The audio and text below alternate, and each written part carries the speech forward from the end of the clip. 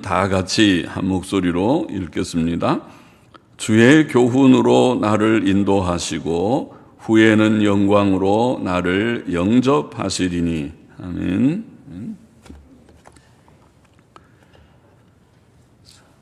다시 잠깐 기도하고 말씀 생각하십시다. 하나님 아버지, 저희들이 이제 말씀 앞에 또 앉아사오니 부족하고 미련한 종에게 은혜를 주셔서 하나님의 말씀, 성경 말씀의 한 절과 또 거기에 담긴 하나님의 진리와 교훈을 주님이 나눌 수 있는 힘을 주시고 또 주를 사모하여 오늘도 예배하는 모든 심령들, 또 각 가정에서 예배해야 하는 모든 단을 쌓는 각 심령들에게 하나님께서 은혜를 주셔서 헛되이 말씀을 주님 읽거나 듣거나 하지 않고 받거나 하지 않고 유익되게 말씀을 읽고 또 듣고 받아서 하나님의 말씀, 성경 말씀은 하나님의 권위로 주신 말씀이오니 하나님의 권위로 주신 말씀, 부족한 종이 미련하게 잘 해석하지 못하고 잘 전하지 못할지라도 하나님의 바른 말씀이 전달되게 하여 주시고 하나님의 바른 말씀이 주님이여 들려지게 하여 주시고 받아지게 하여 주셔서 듣는 말씀이 땅에 떨어지지 아니하고 헛되이 증거되지 않고 받아지지 않게 하여 주옵소서. 하나님의 택한 백성들마다 들을 귀 있는 자들마다 말씀을 듣게 하여 주시옵시고 하나님께서 심으신 자마다 심겨지게 하여 주시고 뽑히지 않게 하여 주시기를 심히 소원합니다. 하나님의 말씀을 듣되 배쳐가는 자들이 되지 않게 하여 주시고 아멘으로 화답하는 자들이 되게 하여 주시고 믿음 있는 자들이 되게 하여 주시기를 소원합니다. 주의 은혜를 구합니다. 성령님의 도우심을 항상 구합니다. 예수 그리스도의 이름으로 기도하옵나이다. 아멘. 아멘.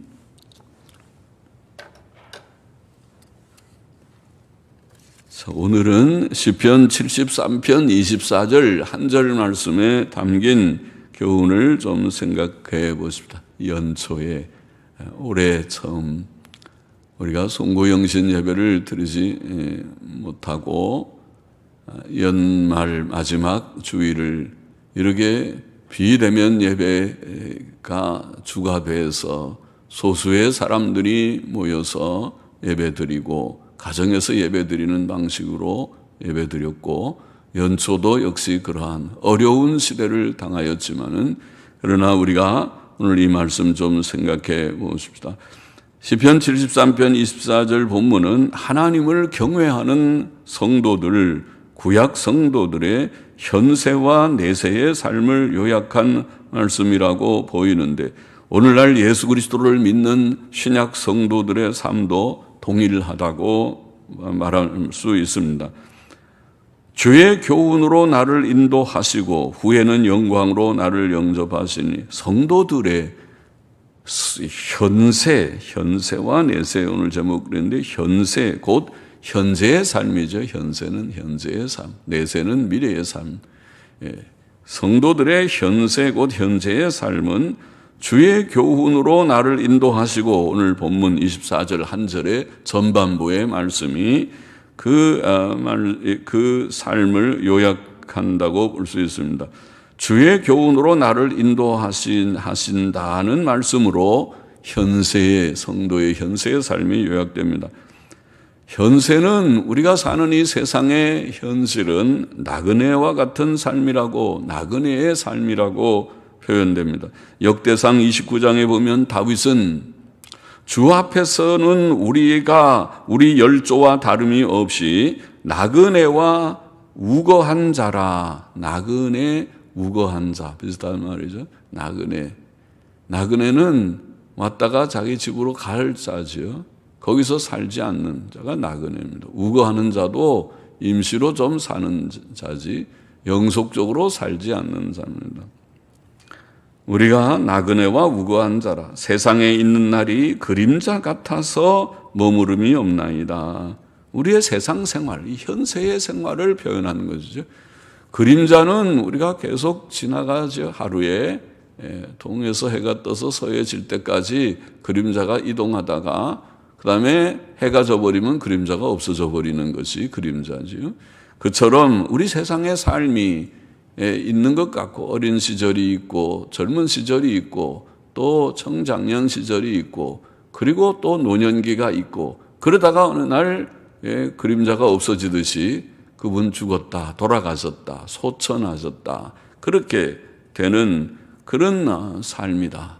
그것이 점차 이게 지나가는, 어느덧 세월이 흘러서 우리 어린 아기들이 벌써 청년이 돼버렸고, 그리고 젊은이들이 이제는 장년이 되고, 그리고 노년이 되고, 다 이제는 80노인들이 돼서 한 분씩 돌아가시기도 하고 그렇게 됩니다. 혹은 병원에 누워서 이제 저러다가 불을 죽으시지 않을까, 그런 생각이 되는 그런 일이 없지 않습니다. 우리가 나그네와 같이 세상을 살아가는 동안, 즉 이 세상에서 우리의 육신의 목숨이 있는 동안 우리는 하나님의 교훈을 받으며 그 교훈으로 인도함을 받으며 살아간다. 그렇게 표현했습니다. 하나님의 교훈을 받으며, 하나님의 교훈이 무엇입니까? 성경이 증거하는 바 성도의 삶의 규칙인 하나님의 교훈이 무엇인가? 현세의 삶을 여기 요약하기를 하나님의 교훈을 받으며 그랬는데, 그 하나님의 교훈이 무엇인가? 성경 전체를 요약해야 될 말이죠. 성경 전체를 요약하기가 쉬운지 않을지 몰라도 그렇게 어려운 것도 아니죠. 성경을 열심히 읽어본 사람은 성경 전체의 요점은 하나님 중심으로 살고 하나님 계명 순종하며 살라, 그게 요점이라고 볼 수 있습니다. 그죠? 하나님 중심의 삶, 하나님의 계명 순종의 삶. 모세는 신명기 10장에서 그것을 증거했죠. 거기 보면 이스라엘아, 내 하나님 여호와께서 네게 요구하시는 것이 무엇이냐, 그 요점 정리하듯이 아이들, 학생들, 공부하는 사람들 요점 정리를 잘해야 되죠. 그래야 시험 잘 치죠. 다 이해를 하고 책을 많이 읽고 그 다음에 그 책을 노트 정리, 요점 정리를 잘해서 요점을 잘 파악을 하고 그래야 시험을 잘 치는 거죠. 요점 정리를 못하면 안 되지. 그런데 여기에 말하기를 내 하나님 여호와께서 내게 요구하시는 것이 무엇이냐, 그 요점이 뭐냐, 곧 내 하나님 여호와를 경외하여, 하나님 경외하고 그 모든 도를 행하고, 도는 하나님의 교훈이죠. 도를 행하고 그를 사랑하며 마음을 다하고 성품을 다하여 내 하나님 여호와를 섬기고, 내가 오늘날 네 행복을 위하여 내게 명하는 여호와의 명령과 규례를 지킬 것이 아니냐. 요점이 길게 보이지만 긴 것이 아니라 핵심은 하나님 중심으로 살아. 아까 말한 대로 하나님 사랑, 하나님 섬김, 하나님을 경외함, 하나님의 도를 행함, 모든 명령과 규례를 지킴, 다 그것이 요약하면 하나님을, 우리가 하나님 중심으로 살고 하나님의 말씀을 지키는 순종의 삶을 말씀한 것입니다. 시편 73편 오늘 본문의 저자는 본문의 앞뒤 절들에서 내가 항상 주와 함께하니, 앞절에 보면은 내가 항상 주와 함께하니 주께서 내 오른손을 붙드셨나이다. 이 성도는 경건한 성도예요. 하나님 중심의 삶, 내가 항상 하나님과 함께한다. 여러분도 그렇게 하십니까? 하루에 몇 시간 하나님과 동행하십니까? 혹은 일주일 내내 하나님 잊어버리고 세상 일에 바쁘다가 주일날 예배당 가는 날인가 그러고 혹시 예배당 오는 그런 신자는, 그런 교인은 아닙니까? 내가 항상 주와 함께하니, 하나님 중심의 삶. 또 그는 그 다음 절에 보면 하늘에서는 주 외에 누가 내게 있으리요. 하나님밖에 없다. 땅에서는 주밖에 나의 사모할 자 없나이다. 아니, 세상에 땅에서 사모할 자가 하나님밖에 없나이다. 정말 주님 중심으로 사는 자죠. 주님은 온데간데 없고 하나님은 온데간데 없고 사모할 자가 천지인 사람들, 그런 교인들도 많이 있지 않을까 염려가 되는데, 하나님밖에 없나이다. 내 육체와 마음은 쇠잔하나. 이 사람도 나이가 좀 들은 교인 같죠. 육체와 마음이 쇠잔하나. 사람이 살다 보면 혹은 또 어려운 일을 당해서 그런지 젊을 때라도 어려운 시련을 당하면 육체와 마음이 쇠잔해서 몸도 쇠해지고 마음도 약해지죠. 사람이 어려운 일 많이 당하고 또 나이가 들면 다 그래요. 마음이 다 약해서 어리게 나이가 든 분들은 마음이 다 여려요. 누가 센 말만 해도 가슴이 막 뛰고 그러잖아요. 그래서 육체와 마음이 쇠잔하나 그러나 이분 말하기를 하나님은 내 마음의 반석이시요. 할렐루야. 하나님을 든든히 의지하고 하나님 중심으로 살아. 하나님은 내 마음의 반석이시요 영원한 분깃이시라. 하나님이 기업이라고 분깃이다. 나의 즐거움, 나의 소유는 하나님밖에 없습니다. 그런 고백과 같죠. 대저 주를 멀리하는 자는 망하리니 음녀같이 주를 떠난 자를 주께서 다 멸하셨나이다. 무서운 말이에요. 하나님께서 하나님 저버리고 음녀같이 남편 떠나가 버린 음녀와 같이 하나님 저버리고 세상 사랑하고 땅의 것들을 좋아하는 사람들을 하나님께서 다 멸해버리셨다. 무서운 말씀이죠. 하나님 중심으로 살아라. 하나님께 가까이함이 내게 복이라 이렇게 고백하였던 것입니다. 하나님 중심의 삶, 하나님 중심의 삶을 사는 저자가 맞죠. 세상의 부귀, 영화, 권세를 다 부귀, 영화, 권세, 세상의 모든 좋은 것 다 표현하는 말이죠. 부귀, 영화, 권세를 다 누렸던 솔로몬, 유명 인사죠. 역사에서 믿지 않는 사람도 솔로몬 하면 얼마나 영광스러운 왕이었는지 유명 인사인데 솔로몬은 세상의 헛됨을 증거하는 책을 썼죠. 그 전도서라는 아마 그의 후년에 말년에 쓴 책이 아닌가 싶죠. 전도서라는 책에서 땅의 헛된 일들이 헛되다. 헛되다. 자기가 다 살아보고 나니까 그런 거지. 부귀, 영화, 권세를 다 누려봤으나 이 헛되다. 그렇게 말하면서 전도서 12장에서 일의 결국을 다 들었으니 이 전도서 책을 결론을 내리기를 일의 결국을 다 들었으니 그 말은 다 헛된 것 내가 많이 지금 다 설명해 줬는데 다 들었으니 하나님을 경외하고 그 명령을 지킬지어다. 이것이 사람의 본분이니라. 그렇게 말했어요. 요점 정리를 한 거죠. 성경이. 하나님 경외하고 그 명령을 지키는 것, 그것이 사람의 본분. 제가 본분이라는 말을 설명을 많이 했죠. 히브리 말에는 본분이라고 되어 있지 않고 그것이 모든 것이다. 콜, 히브리 말로는 콜, 콜이라는 모든. 그래서 영어로 보면 all입니다. all 아닙니까? 모든. 그 다음에 뭐가 단어가 붙어 있어야 될 것 같은데 그거 빠져 있어요. 거기 아마 의무 같은 것이 있을 것이다. 그래서 우리는 본분 그렇게 번역했는데 그러나 하나님을 경외하고 그 명령을 지킬지어다. 이것이 모든 것이니라. 모든 것입니까? 예수님 잘 믿는 것이 모든 것입니까? 아유, 저 목사님 뭘 몰라도 한참 몰라. 목사님은 그냥 매일 성경이나 알고 뭐 기도나 좀 하고 그러지. 그래 우리의 이 현실, 어려운 현실을 몰라서 저런 아주 얘기하신다고 그렇게 생각하십니까? 제 얘기가 아니고 성경의 얘기고 하나님의 말씀이 말하기를 하나님 경외하고 명령을 지키는 것이 모든 것이다. 모든 것이. 그러면 그거 안 하면 꽝이다. 정말 꽝이다. 다른 거 다 그 사람은 아주 근사하고 아주 참 충실하고 성실하고 똑똑하고 아주 재능이고 인재고 암만 다 얘기해도 하나님 경외하고 계명 지키는 것 없으면 꽝이다. 공이다. 아무것도 없는 것이다. 그 모든 것이라고 했으니까 모든 것 빠져버리면 아무것도 없는 거잖아요. 무다. 그거는 무다. 그 말이에요. 굉장히 중요한 요점 정리죠. 사람들은 이 세상을 살면서 많은 걱정과 염려를 가지고 살고 있습니다. 연말 연초가 되면 항상 우리가 생각하게 되고 또 어려운 한 해를 맞았다. 그러죠. 정말 어려운 한 해죠. 어려운 한 해입니다. 요동치는 아직도 코로나가 언제 끝날지 모르는 제가 다 문자로 이렇게 문안들을 보내니까 답장 오는 분들 이제 만 분 잘 얼굴 보는 분들 또 아는 사람들은 문안 안 하지만 좀 이제 안 보이는 분들 문자를 보내면은 답장 올 때 빨리 코로나 끝나고 예배당 가서 예배드리고 뵙기를 원합니다. 그런 답장들 주시고 그러는데 연초가 되면 걱정과 염려가 많습니다.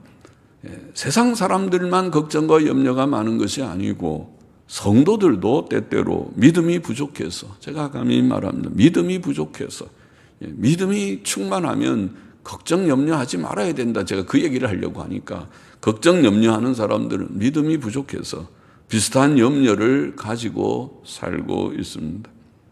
그것들 중 대표적인 두 가지는 아마 경제의 염려와 건강의 염려일 것입니다. 그렇죠? 이게 큰일 났다. 경제가 이렇게 어려운데, 다 요새 굉장히 어렵다고 그러잖아요. 어려운데 어떻게 살지? 앞으로 어떻게 살지? 또 100세까지 산다는데 앞으로 노후에 어떻게 하지? 노후 대책. 경제의 염려. 그 다음에 또 건강의 염려. 현실적이죠, 지금. 코로나 걸리면 죽는데 큰일 많이 죽는다 그래. 70세, 80세 넘은 사람들은 걸렸다 그러면 죽으니까 아이고 조심조심 이제 꼭 방에 꼭 박혀서 이제 어디도 나가지 않고 가만히 있어야 돼. 맞는 말씀이긴 한데 그러면은 우울증 오더라고요. 우울증. 방에 꼭 박혀 있으면은 코로나 안 걸리는 장점은 있는데 마음의 병이 들어서 우울증이 다 걸려버리면 그것도 또 문제예요. 이래나 저러나 문제가 있는 것이. 그래서 너무 치우치지 않는 것이 좋아. 여하튼 염려가 있습니다. 그러나 하나님의 교훈, 여기 현세의 삶은 교훈을 받는 삶이라 그랬는데 하나님의 교훈을 받고 그 교훈대로 하나님 중심의 삶, 계명 순종의 삶을 사는 성도는 그 염려를 하면 안 돼. 염려를 버리라. 염려를 다 하나님께 맡겨버리라. 모든 염려를 맡겨버리라. 성도는 경제의 염려를 하지 말아야 합니다. 다윗은 시편 23편 유명한 시에서 여호와는 나의 목자시니 내가 부족함이 없으리로다. 부족은 뭔가요? 그 염려가 부족을 생각하는 게 염려잖아요. 내가 돈이 떨어지면 큰일인데 돈이 떨어져. 건강을 잃어버리면 큰일인데 어떻게 건강을 잘 유지하지 끝까지. 그러니까 경제, 돈 문제, 건강 문제 이것이 부족할 수 있기 때문에 염려가 생기지만은 다윗은 시편 23편에서 여호와는 나의 목자시니 내가 부족함이 없으리로다. 하나님께서 채워주시는 것을 믿은 거죠. 그가 나를 푸른 초장에 누이시며 쉴만한 물가로 인도하시는도다. 양의 입장에서는 좋은 목자 만나서 좋은 목자가, 우리 좋은 목자는 하나님이고 예수님인데 좋은 목자가 우리를 인도하셔서 푸른 풀밭으로 잔잔한 물가로 인도하면 양으로는 정말 행복한 것이죠. 그것을 말씀하세요. 하나님이 우리의 좋은 목자이신데, 예수님이 좋은 목자이신데 무엇을 걱정하느냐? 경제? 하나님이 돈 안 주실 거라고 생각하느냐? 굶어 죽게 하시는 그런 목자라고 생각하느냐? 건강? 하나님께서 하나님의 백성들을 아파서 죽게 하려고, 제가 이 전염병 얘기할 때 처음부터 말했지만은 이것은 재앙이다. 하나님이 주신 재앙이 분명하다. 재앙이죠. 1년 넘게 지금 지속되니까 1년 가까이 됐습니까? 재앙인데 이 재앙은 누가 내렸나? 재앙은 하나님이 내리셨죠. 왜 내렸느냐? 하나님께서 징벌하려고 내렸죠. 그러면은 예수 믿는 사람들 징벌하냐? 예수 믿는 사람도 바로 안 믿으면 징벌 받아야죠. 1차 우선순위 1번인지도 몰라요. 1차로 그렇지만은 그러나 사실은 하나님의 징벌은 하나님 잘 안 믿고 악을 행하는 자들에 대해서 하나님께서 징책하시는, 징계하시는 뜻이 더 강하죠. 그래서 예수님 잘 믿고 믿음으로 살려고 하는 사람에게 하나님께서 다른 사람 다 놓고 그 사람 골라서 예수 잘 믿는 사람에게 너 걸려 그렇게 하진 않을 거예요. 예? 그렇게 하진 않아요. 그렇지 않은 사람들이 더 위험한 것이고 예수 잘 믿는 사람들, 예수님 잘 믿는 사람은 하나님이 지키면 지켰지 그들이 그렇게 걸릴 위험성이 적다. 조심 안 하면 다 걸릴 수 있긴 하지만은 조심은 하지만은 그렇다. 이제 그런 얘기 했는데 하나님께서 우리를 지켜주신다.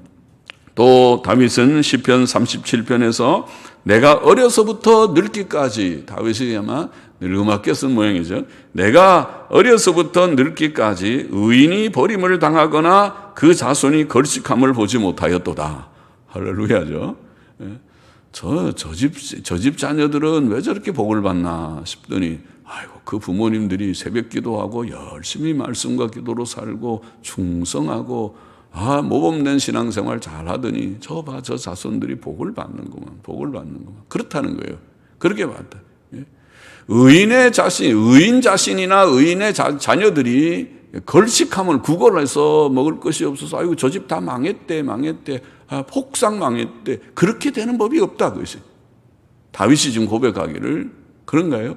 그럴 것입니다. 하나님께서 죽지 않으셨으니까, 하나님께서 살아계시니까 저 집은 이상해, 망할 것 같은데 안 망해, 굶을 것 같은데 안 굶고, 아이고 저렇게 다 아파서 온 주위가 전후좌우가 쓰러지는데 저 집 봐, 저렇게 오뚜기처럼 아직도 안 죽고 저렇게 살고 있네.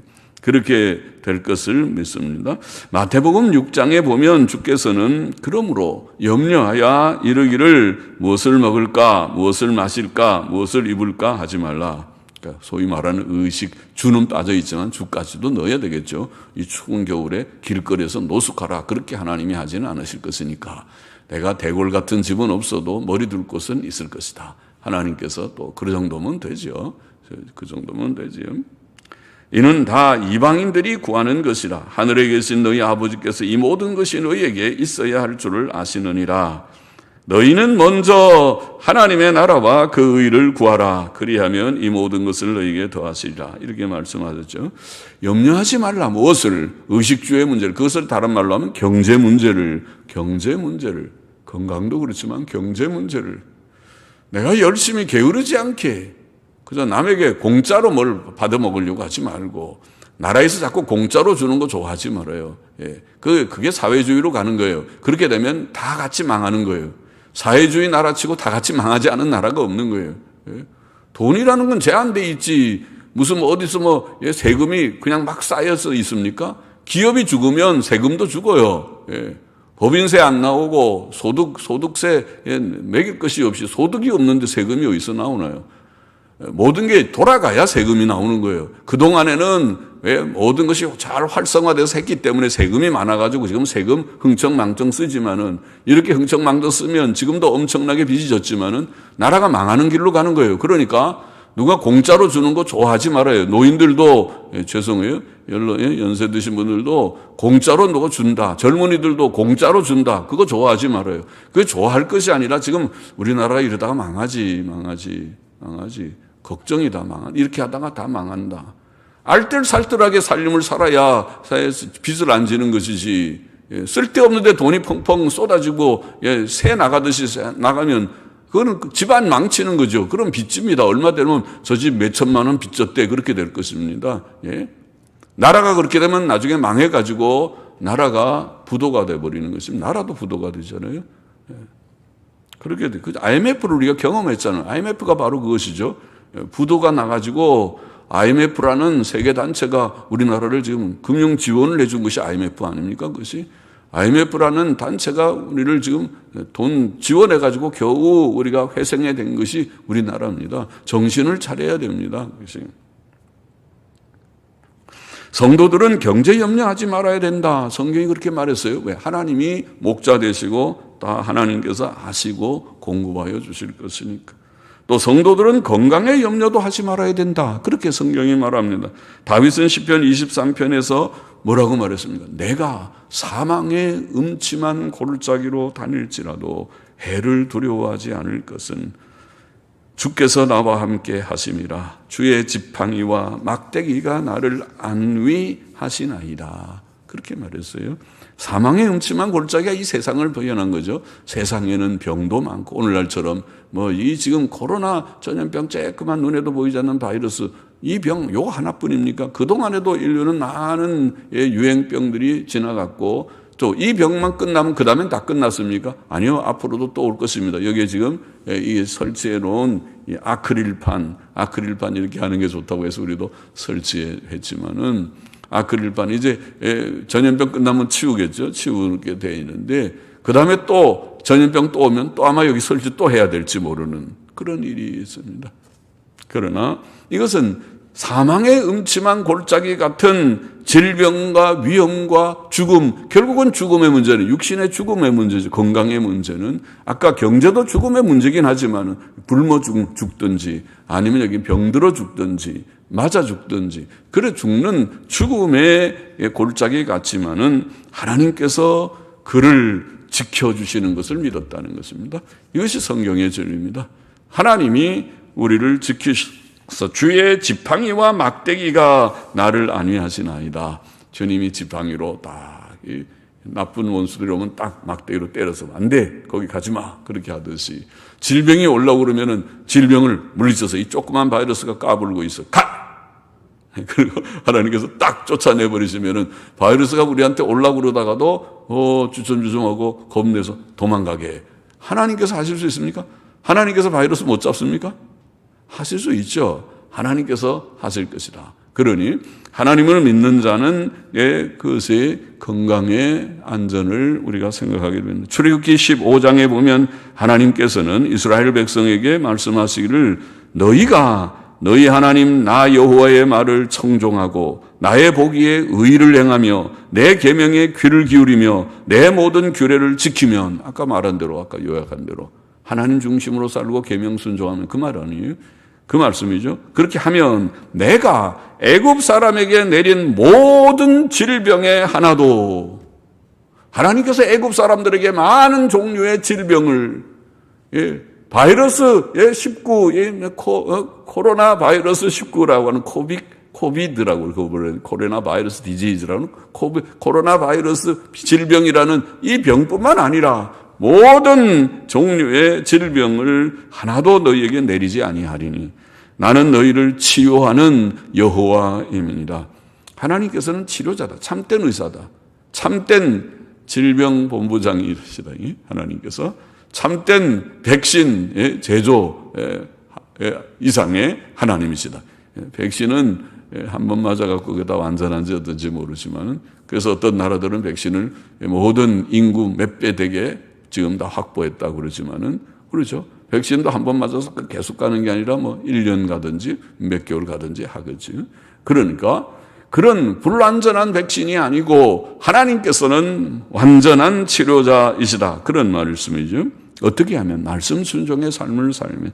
그러니까 너무 건강 염려하지 말라는 뜻이 아닙니까? 잠언 3장에는 건강에 대한 귀한 약속의 말씀이 있습니다. 제가 많이 인용했죠. 스스로 지혜롭게 여기지 말지어다. 건강에 대해서 스스로 나는 건강하라는 자신이 있어. 요새 건강 자신 있는 사람 많이 코가 빠졌겠지. 스스로 지혜롭게 여기지 말지어다. 여호와를 경외하며 악을 떠날지어다. 젊은이들도 건강 자신하고 마스크 안 끼고 큰 소리 치다가 가서 춤이나 추고 술이나 먹고 서로 그렇게 대화하고 하다가 감염되는 일이 없지 않을 것입니다. 스스로 지혜롭게 여기지 말지어다. 여호와를 경외하며 악을 떠날지어다. 이것이 내 몸에 양약이 되어 내 골수로 윤택하게 하리라. 그렇게 되어 있습니다. 이것이 무엇이? 하나님 경외하고 악을 떠나는, 말씀 순종하는 게 악을 떠나는 거죠. 말씀 순종 안 하는 게 악이니까 말씀 순종하며 악을 떠날지어다. 하나님을 경외하고 악을 떠날지어다. 이것이 내 몸에 양약이라는 리푸우스라는 라파라는 동사가 치료한다는 히브리어 동사입니다. 치료한다. 힐, 치료한다. 그러니까 리피우스라는 말은 명사인데 그것은 건강. 옛날 킹제임스 성경이나 근래에 많이 읽히는 NIV 영어 성경은 건강, 그리고 또 권위 있는 NASB 성경은 치료, 그렇게 번역했어요. 치료, 건강 치료. 우리는 양약 번역했습니다. 그러면 리피오스라는 말은 다 돼요. 어느 말이나. 건강, 또 치료, 양약 좋습니다. 그것이 되는 뭐가? 하나님을 경외하고 악을 떠나는 것이. 그러면 건강 염려하지 말라는 말이죠. 오직 믿음으로만 바로 살아요. 먹을 것 경제 너무 염려하지 말고 열심히 일은 하지만 너 공짜 좋아하지 말고 나가서 내가 할 수 있는 만큼 열심히 일을 해. 뭐든지 열심히 부지런히 일하면 내가 살 수 있는 길들을 다 주시고, 내가 힘이 없어서 일 못할 때는 또 거기에 맞게 하나님께서 다 주실 것이고, 또 건강도 마찬가지로 너무 건강을 염려해서 아이고 아무것도 못한다 그러지 말고 예배당에도 나올 수 있을 때는 나오고, 열심히 성경 읽고 기도하고 믿음으로 더욱 살아야 될 때는 살고, 그렇게 살아요. 그렇잖아요. 내가 아무 일도 못한다고 하면서 집에만 콕 박혀 있지 않잖아요. 직장 다 나가고 쇼핑 가서 다 먹을 거 사오고 또 일 볼 거는 다 하죠. 단지 예배당만 안 나오는 사람들 들어있죠. 그 믿음 없는 행위가 아닌가 그러게 싶기도 합니다. 믿음으로 살아요. 믿음으로만 살면 하나님께서 경제의 문제 걱정하지 말아라. 건강의 문제 걱정하지 말아라. 또 오늘 본문은 주의 교훈으로 나를 인도하시고 현세에 대한 말씀을 말씀하시고 후에는 영광으로 나를 영접하시리니 언제? 후는 언젠가? 내가 죽을 때 그 말이겠죠. 후에는 영광으로 내가 죽을 때 영광으로 나를 영접하시리니 누가 어디로? 하나님께서 천국으로. 이것이 내세지요. 성도는 현세의 말씀 중심으로 살다가 염려하지 말고, 경제 염려하지 말고, 건강 염려하지 말고, 믿음으로만 바로 살고 순종으로만 살다가 후에는 언제? 죽을 때. 사람이 죽습니까? 죽죠. 우리가 안 죽나요? 다 죽어요, 누구나. 안 죽는 사람이 어디 있어요? 죽음 자체를 우리가 겁낼 것이 없어요. 죽음 후에 어떻게 되는가가 문제지. 죽음 후에 천국 가는 사람은 하나도 죽음을 겁내면 안 돼요. 겁내지 않아요. 오히려 좋지요. 감사하게. 울지 말라고 임종 앞에서 눈물을 흘리는 자녀들에게 울지 마. 내가 지금 천국 가는데 기쁘게 환송식을 해줘야지. 먼저 잘 가세요. 그렇게 해야지. 그렇게 울고 아이고 그러면 안 되지. 울지 마. 우리는 지금 천국 가는 거예요. 천국을 가는 거고 후에는 영광으로, 그 천국은 영광스러운 곳이라는 말씀이죠. 인생은 나그네고 세상은 그들의 본향이 아니고 인생은 왔다가 가는 존재입니다. 왔으니까 때가 되면 갑니다. 70년, 80년 보통이죠. 70년, 80년. 80세 넘어가니까 많이 가시더라고요. 약해져요. 저분 건강하신데. 그런데 80몇 세에 우리 권사님도 가시고 권사님들이 가셨잖아요. 가시더라고요. 그러니까 그렇다고 80세 된 데서 간다는 뜻이 아니라 90세, 100세가 돼서 건강하게 사시다가 가면 또 그것도 하나님의 뜻이고 주신 복이지. 하나씩 둘씩 가는 것입니다. 하나님을 경외하는 성도들이 가는 곳은 천국이죠. 천국으로 가는 것입니다. 창세기 5장에 보면 에녹이라는 사람은 하나님과 동행하다가 죽지 않은 채 하늘로 올라갔다고 보입니다. 에녹이 하나님과 동행하더니 하나님이 그를 데려가심으로 세상에 있지 아니하였더라. 특이한 표현이죠. 하나님이 그를 데려가셨다.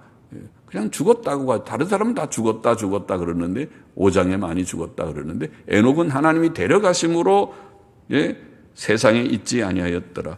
히브리서 11장은 믿음으로 에녹은 죽음을 보지 않고 옮기웠으니 죽음을 보지 않고 승천했다는 말이로구나. 죽음을 보지 않고 옮기웠으니 히브리서 11장이 분명하게 해석해 주었습니다. 하나님이 저를 옮기심으로 다시 보이지 아니하니라. 저는 옮기오기 전에 하나님을 기쁘시게 하는 자라 하는 증거를 받았느니라. 그렇게 말했습니다. 선지자 엘리야도 제자들이 보는 앞에서 산채로 하늘로 올라갔죠. 열왕기하 2장에 엘리야와 그 수종자 엘리사가 걸어가며 말을 하는데 서로 대화하면서 걸어가는데 갑자기 호련히 불수레와 불말들이 두 사람의 간격을 떨어지게 하고 불말과 불수레 오니까 놀라가지고 엘리야와 조금 거리가 생기니까 점점 거리를 띄워놓고 그리고 엘리야가 회리바람을 타고 불수레와 불말 타고 회리바람을 타고 하늘로 올라갔다. 그렇게 열왕기하 2장은 증거합니다. 주 예수 그리스도께서도 그의 제자들이 보는 앞에서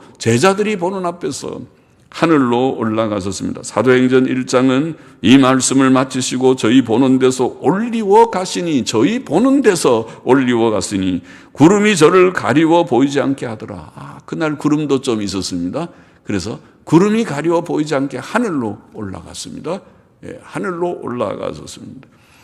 주께서는 우리에게 천국을 주시려고 다시 오실 것이라고 약속하셨습니다. 요한복음에 보면 주께서는 너희는 마음에 근심하지 말라. 천국 간다고 하나님이 가신다고 그러니까 주님이 가신다고 그러니까 제자들이 근심이 많았죠. 근심하지 말라. 하나님을 믿으니 또 나를 믿으라.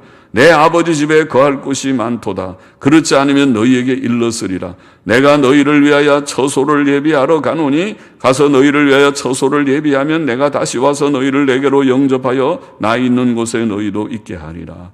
예수님이 함께 계시다가 가니까 얼마나 근심하겠어요. 시원찮은 목사도 여기 있다가 갑자기 목사가 죽었거나 어디 이제 은퇴해서 어디 가버렸다.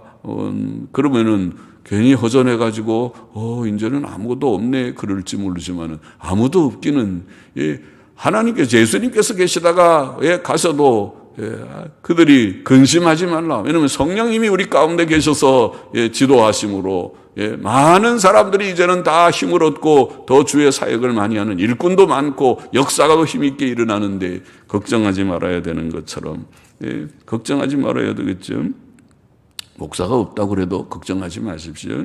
목사가 죽었다 어디 가버렸다 그래도 하나도 걱정하지 말고 성령의 충만함 속에서 힘있게 그렇게 잘 나가는 모든 성도들이 되고 교회가 되기를 원합니다. 요한계시록 21장은 하나님께서 우리에게 새하늘과 새 땅, 곧 복된 천국을 주실 것을 말씀하신 장이죠. 거기 보면 내가 새하늘과 새 땅을 보니 처음 하늘과 처음 땅이 없어졌고 바다도 다시 있지 않더라. 또 내가 보매 거룩한 성 새 예루살렘이 하나님께로부터 하늘에서 내려오니 그 예비한 것이 신부가 남편을 위하여 단장한 것 같더라. 예쁜 거죠. 내가 들으니 보좌에서 큰 음성이 나서 가로되 보라 하나님의 장막이 사람들과 함께 있음에 하나님이 저희와 함께 거하시리니 저희는 하나님의 백성이 되고 하나님은 친히 저희와 함께 계셔서 모든 눈물을 그 눈에서 씻기심에 다시 사망이 없고 애통하는 것이나 곡하는 것이나 아픈 것이 다시 있지 아니하리니. 할렐루야입니다. 처음 것들이 다 지나갔습니다. 거기에는 전염병도 없고 슬픔도 없고 마스크 끼고 답답함도 없고 거기에는 평화로운 그런 삶이 있을 것이다. 천국의 삶이.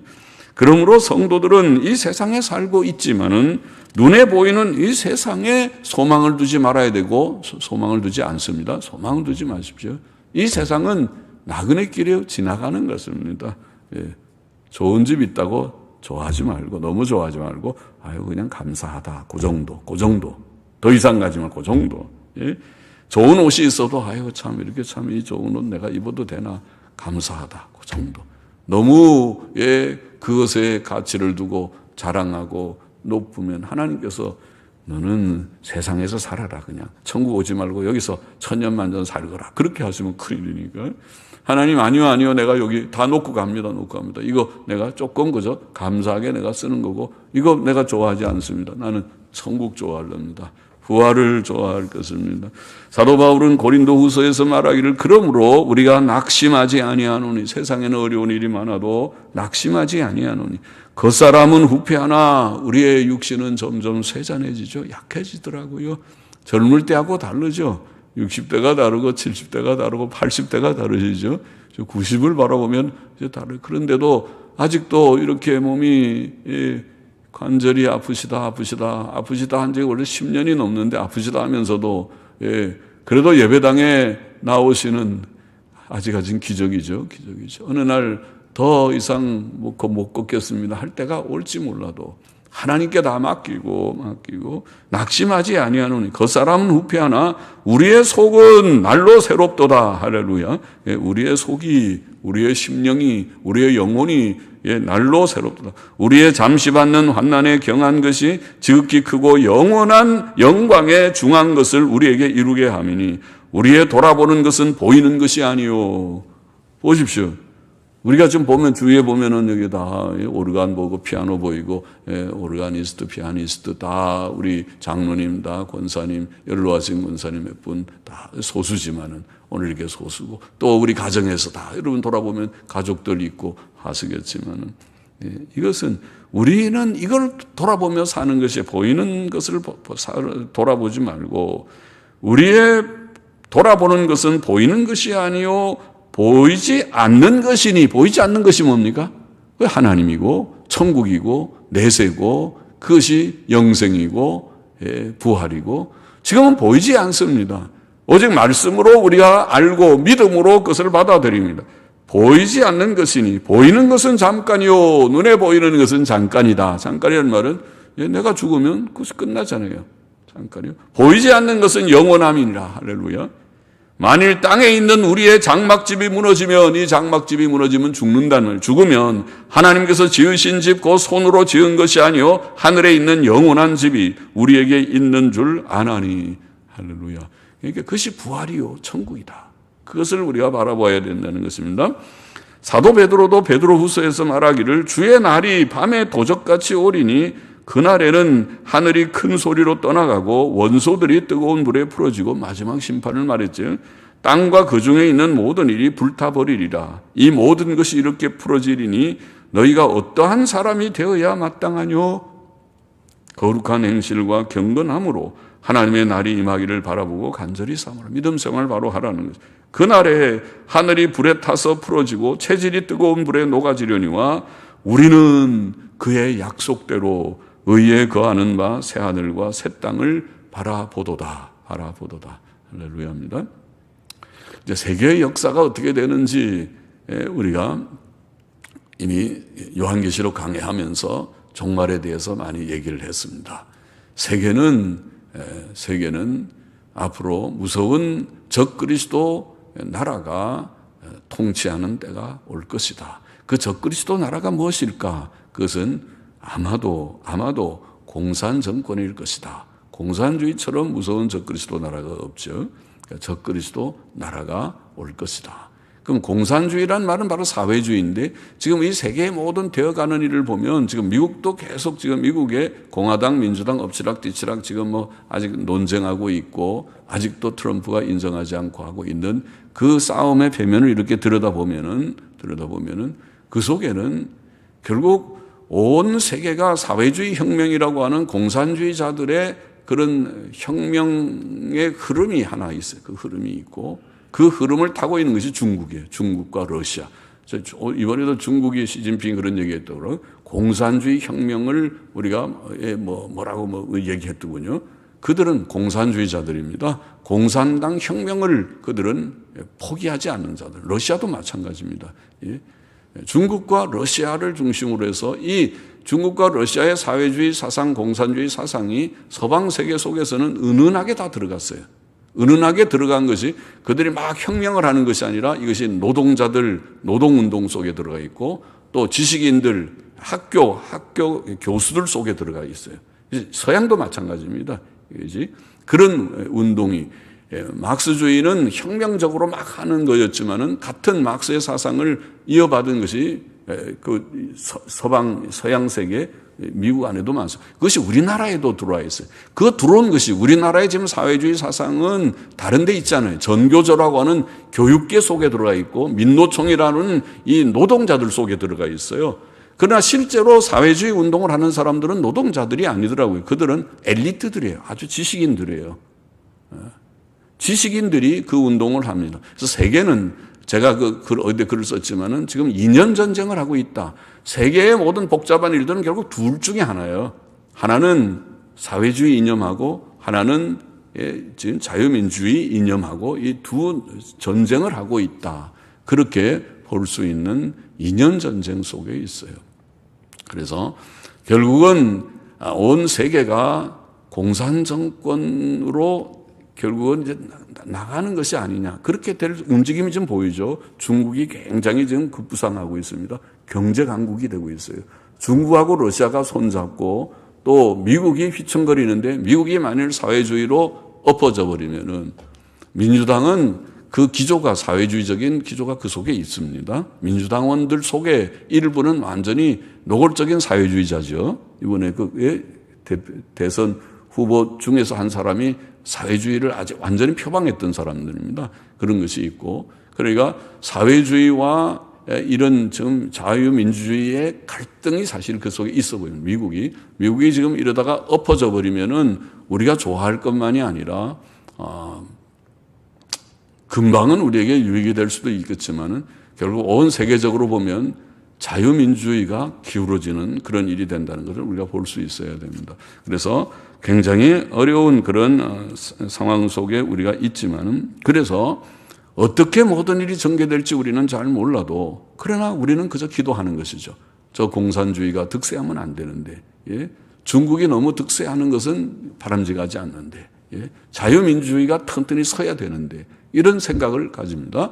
그래서 우리나라 안에도 결국 2년 전쟁이 그런 속에 치열하게 이루어지고 있습니다.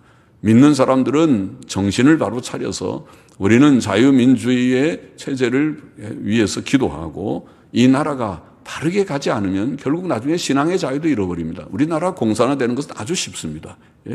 공산화되기 너무 쉬운 그런 상황 속에 있습니다. 국지전만 일어나도 그 전쟁에서 우리가 피하면서 우리가 6.25처럼 전쟁 못할 수 있습니다. 왜냐하면 이 남한의 이념적인 판도가 지금 6.25 때와는 다릅니다. 6.25 때는 반공정신이 투철했지만은 지금은 전쟁을 하면 아마 전쟁하지 말고 그냥 사이좋게 지나자 하는 쪽이 훨씬 많을 것입니다.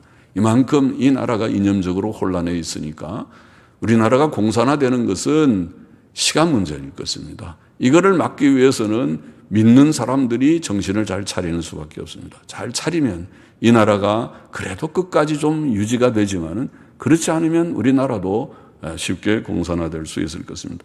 자, 우리 두 가지 오늘 교훈 기억하십시다. 현세에서 하나님의 교훈으로 인도함을 받는 우리의 삶이다. 그렇게 묘사했습니다.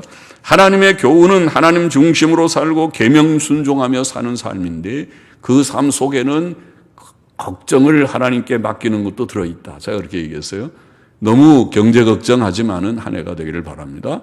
건강 걱정하지 않는 한 해가 되기를 바랍니다. 주님께 맡기고 오직 믿음으로만 바로 살기를 바랍니다. 내세는 후에는 하나님께서 우리를 영광으로 인도하실 것을 믿는 소망 가운데 든든히 서게 되기를 원합니다. 우리는 언젠가는 죽습니다. 그러나 죽을 때에 영광의 천국이 우리를 기다리고 있기 때문에 행복하게 죽을 수 있을 것입니다. 그런 성도가 되기를 소망합니다. 기도하십시다. 하나님 아버지, 현세의 삶을 하나님의 교훈 안에 바로 살게 하여 주시고 하나님 중심, 말씀 중심으로 살고 또 주님 걱정, 염려를 다 주께 맡기고 경제 걱정, 건강 걱정, 그런 걱정 때문에 믿음의 생활이 위축되는 자가 없게 하여 주시고 또 장차 주께서 우리의 생명을 부르실 때에 영광의 천국에 들어갈 수 있는 넉넉히 들어가는 믿음의 사람들이 다 되게 하여 주시기만을 소원합니다. 예수 그리스도의 이름으로 기도하옵나이다. 아멘. 아멘.